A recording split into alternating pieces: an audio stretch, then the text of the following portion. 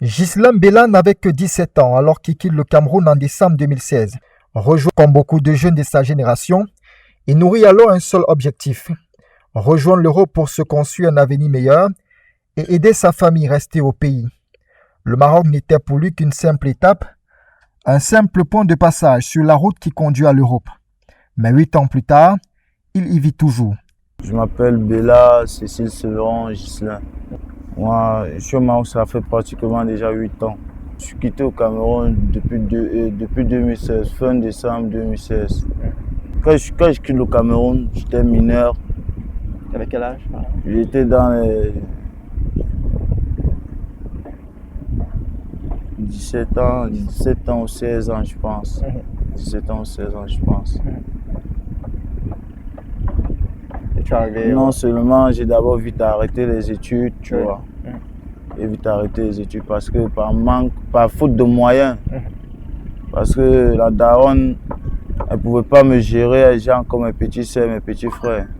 Parce que moi, j'ai été un enfant délaissé, tu vois. Pas grandi avec mon papa. J'ai été élevé par un autre papa, tu vois un peu.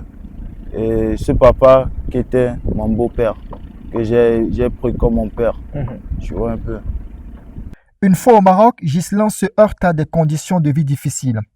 Sans statut stable, il enchaîne de petits boulots précaires pour survivre.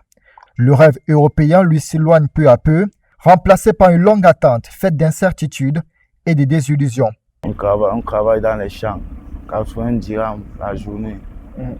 Toi, tu vas voir que c'est 7000, non? Mais frérot, avec ces 80 dirhams, si tu vas au marché, tu vas plus rentrer avec quelque chose. Oui, le riz, tomates, les oignons, mais frérot, tout ça c'est fini. Tu vas économiser quoi? Tu dois payer la location, tu dois payer tes factures. Tu vois un peu, c'est difficile, frérot. Malgré tout, le jeune Camerounais n'abandonne pas. 8 ans après son arrivée, l'espoir de rejoindre l'Europe demeure intact. Mais la réalité financière le rattrape sans cesse. Ouais, ici au Maroc, frérot, c'est du genre quand tu vois quelqu'un qui saute, si tu as vu quelqu'un sauter avec un pied, tu te mets aussi à sauter avec le pied, frérot. Tu vois un peu. Quand tu vas me dire que je fais quoi comme travail, je vais te dire que je fais des bricolages. Parce que vu déjà, si j'ai besoin de travailler, il me faut une identité, il me faut un papier sur lequel, pour ta propre sécurité, tu vois un peu. Oui, ce qui veut dire que quoi, en cas de problème, je dois me présenter comme ça. Est-ce que par exemple, est-ce que toi tu peux m'embaucher si je n'ai pas un papier, si je n'ai pas de passeport ou bien de carte d'identité? Difficile? Voilà, merci. Avec le temps, Ghislain avoue nourrir des regrets, ceux d'avoir emprunté la voie de l'immigration clandestine sans mesurer pleinement les sacrifices qu'elle impose.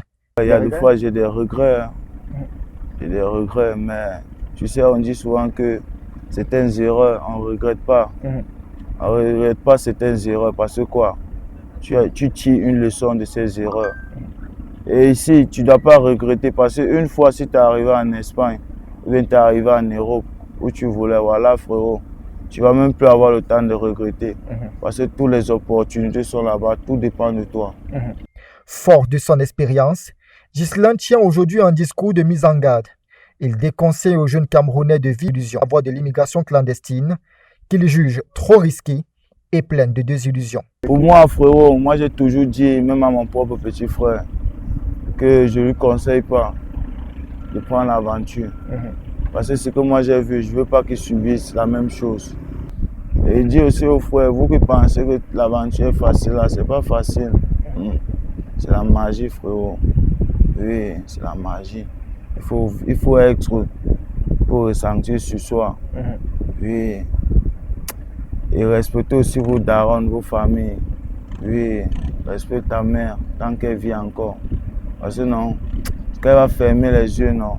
Je te jure, frère, même ta tante, tes oncles, là, frérot, personne ne va encore te gérer. Je connais ce que je dis.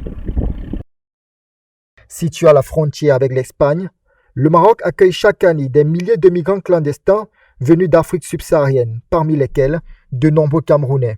Pour beaucoup, le pays est devenu une terre d'attente, un espace suspendu entre l'espoir de voir enfin l'Europe et un retour au bercail.